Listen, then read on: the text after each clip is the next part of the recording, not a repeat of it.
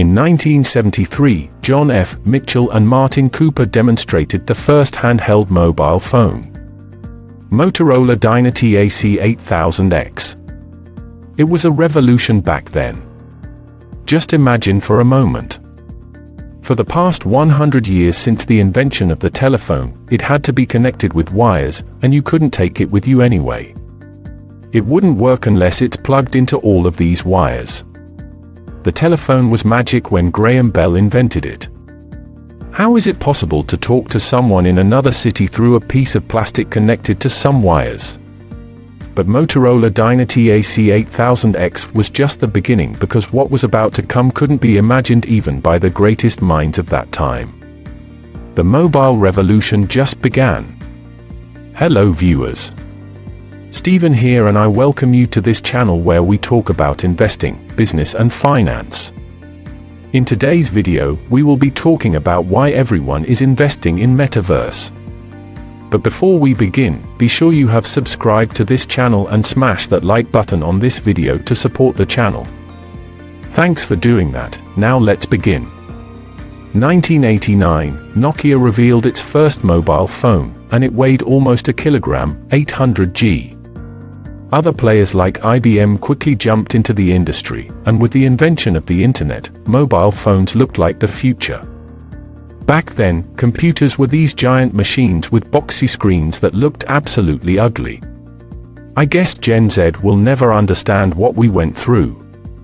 In 1999, BlackBerry changed the industry by releasing a phone that supported email, and you could browse some internet. If you compare that with what your phone can do today, that sounds silly. The tiny smartphone that perfectly fits into your pocket is more powerful than 1,000 giant computers just 20 years ago. The question, how did we go from this first ever phone to this latest iPhone? It sounds easy when you look back, but back then, it was as difficult as today predicting the future. When John Ive presented the idea of a touchscreen to Steve Jobs back in the 2000s, some of the senior Apple engineers doubted the technology and took Apple 4 years to make the technology work.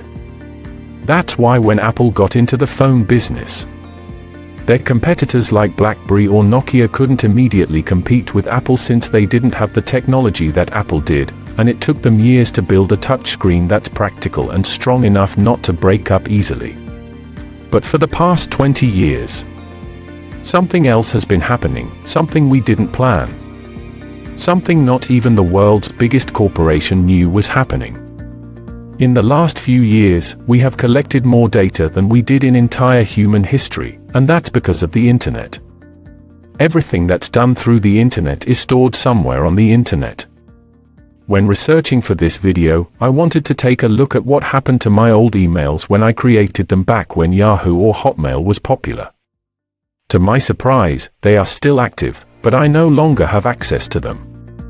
But I went a little deeper, and I realized that I had dozens if not hundreds of different accounts across different websites. If you compile them together, you can create a virtual version of myself. For the past 2 decades that I have been using the internet, I have created a virtual identity. But it's not just me but everyone else. In fact, those who are born in the last 10 or 15 years are growing with smartphones in their hands and literally creating a virtual identity right from the beginning. So the virtual reality isn't a far-fetched sci-fi idea, but it has been happening for over 2 decades. When we throw words like metaverse or virtual or artificial reality, it sounds so futuristic that we might not be able to experience them within our lifetime. But the truth is that the revolution has been happening all along. Think about how much of what you do is happening in real life and how much in the virtual world. At first thought, you might not realize anything unusual. But the average person spends 59 hours a week using the internet. That's around 8.5 hours a day. Over 1/3 of your time is spent in the virtual world. It might not feel like that because currently, we are experiencing virtual reality through screens, and it doesn't feel like it's virtual reality. But there, on the internet or the virtual world, you can be whoever you want. However, you want to.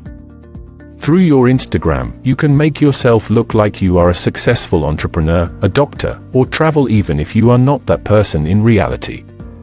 Ask yourself, does your life look like the impression your Instagram profile gives? Probably not. Think of Zoom calls. It's literally an experience where all of you get into this virtual world to have a chat, while not getting out of your bed.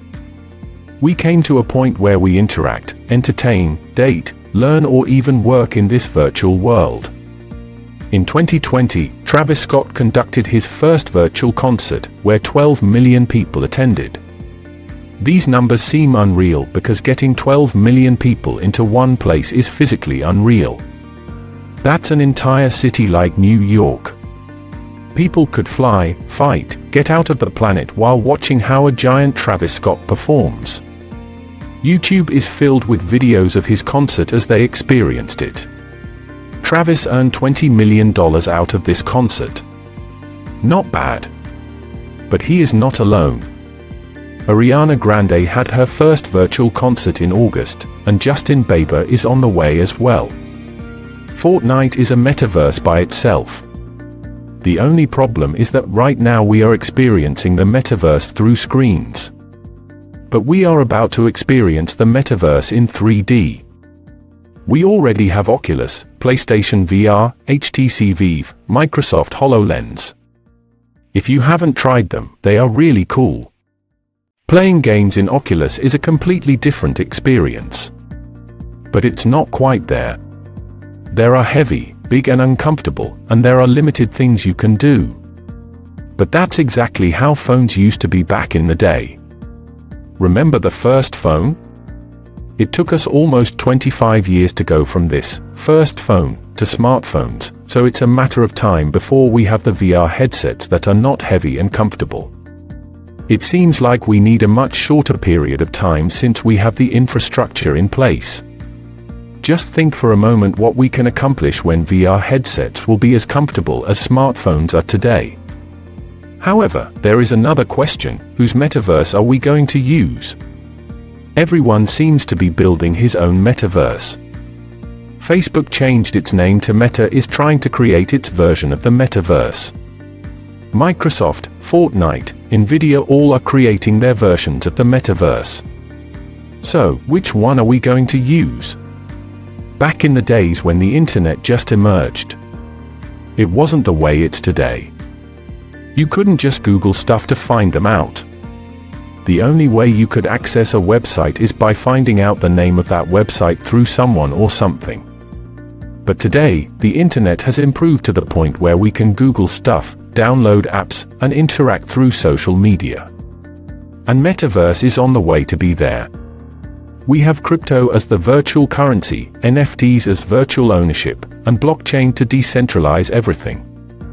People might still doubt this virtual world, especially when it comes to virtual currencies.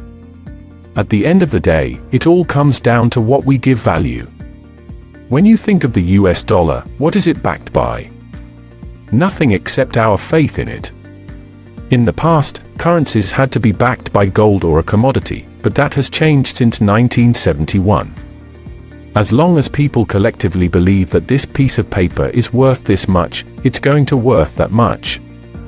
We believe that the government is going to enforce this currency, but when it comes to cryptocurrencies like Bitcoin, for example, our faith in it derives from the fact that it's a decentralized system that we all can keep track of. In other words, we can give value to anything as long as we all decide to do so collectively, even if it's a piece of paper with some numbers and pictures on it. Most of what I said sounds a bit too futuristic, but we already have virtual influencers. This is Lil Miquela. She has 3.1 million followers on Instagram. She creates content, promotes sponsored products like we sometimes do. The only difference is that she doesn't exist in real life. But people don't seem to care. They like her pics, comment and follow her.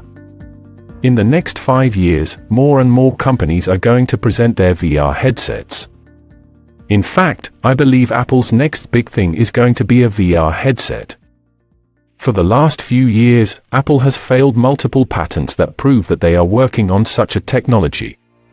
If they can do with VR headsets what they could do with smartphones and smartwatches, it's going to revolutionize the entire industry. If you have enjoyed this video, you will definitely enjoy the video that's appearing on the screen. Don't forget to give this video a thumbs up, and if you're new to this channel then, make sure to subscribe and turn on your notifications. Thanks for watching, and until next time.